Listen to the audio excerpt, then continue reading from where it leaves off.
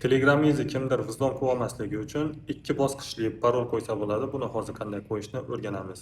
Buning uchun Telegramimizga kirib olamiz. Telegramga kirganda mana shu 3ta chiziqqa bitta bosib, bu yerdan nastroykani tanlaymiz.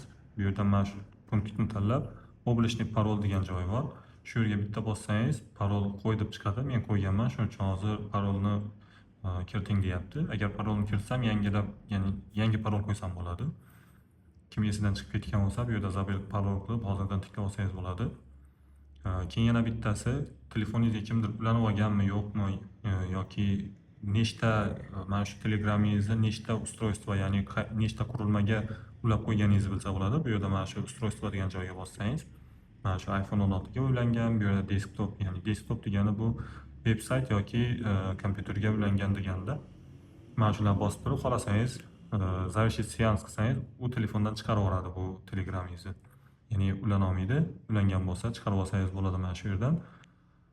Shunaqa qulayliklari bor. Bu kod parol degani emas, adashib ketmanglar. Bu kod parol Telegramga kirganingizda so'raydigan kod parol bu. Buni qo'yib qo'ysangiz, kimdir Telegramingizni telefoningizni olib turib Telegramingizga kirmoqchi bo'lsa, mana shu kod parolni termasa kira olmaydi Telegramingizga.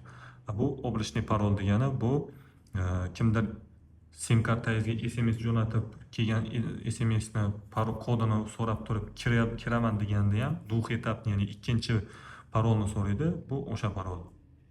Mana shuni qilsangiz bo'ladi.